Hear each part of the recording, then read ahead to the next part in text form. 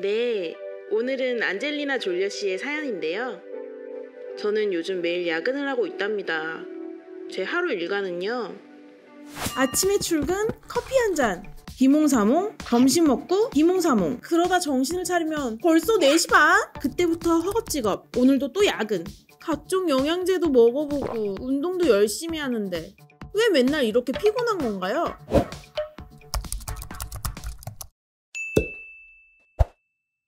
안녕하세요. 약사 김소연입니다. 안젤리나 졸려 씨의 사연 잘 들어보았는데요. 요즘 졸려 씨처럼 건강을 위해 각종 영양제를 챙겨 먹고 틈틈이 휴식을 취하는데도 어깨 위에 돌덩어리를 진 것처럼 피곤해 하시는 분들 정말 많으시죠? 예전보다 영양제부터 건강즙까지 더 많이 챙겨 먹는데도 왜 이렇게 피곤한 걸까요? 이럴 땐 간 건강을 의심해 볼 수 있는데요. 이런 CM송도 있잖아요. 피로는 간 때문이야. 왜 피로하면 간 건강을 떠올리는 걸까요? 이는 간의 역할과도 관련이 있는데요. 간은 인체로부터 유입되는 각종 독소와 노폐물을 해독하고 다양한 영양소를 대사하는 역할을 합니다.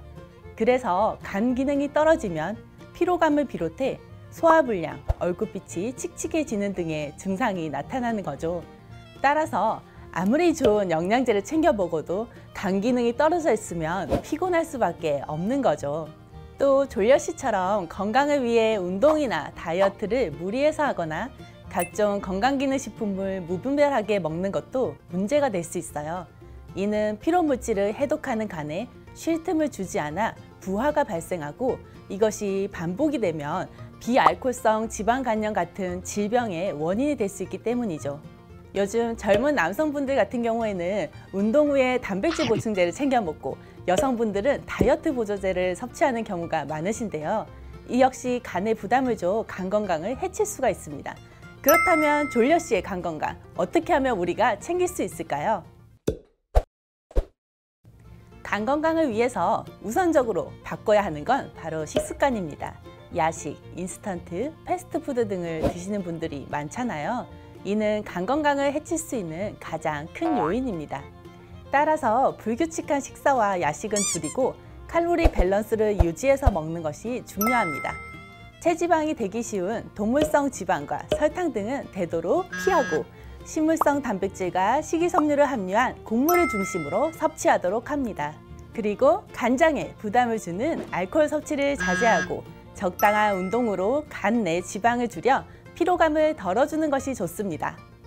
생활습관 개선과 더불어 간 기능 개선을 돕는 성분을 꾸준히 섭취하는 것도 좋은 방법인데요. 가장 대표적인 것이 바로 밀크시슬입니다.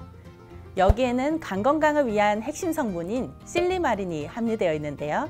실리마린은 활성산소를 제거해 간세포에 대한 보호와 해독작용에 탁월한 효과가 있으며 단백질 합성을 촉진시켜 손상된 간세포를 재생시키는 역할을 합니다. 그렇다면 시중에 나온 수많은 밀크시슬 중 어떤 제품을 골라야 할까요?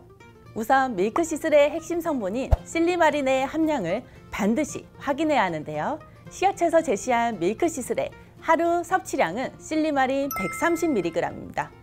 간혹 건강기능식품이 아닌 건강보조식품 중에는 실리마린 함량 표기가 없고 밀크시슬 추출물 함량만 표기되어 있는 경우가 있는데요.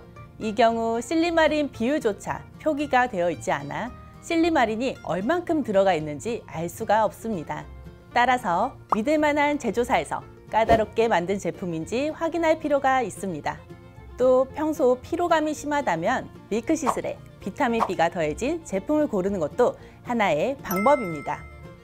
비타민 B는 체내 에너지를 생성하고 체내에 축적된 젖산을 배출해 피로 회복에 도움을 주기 때문이죠.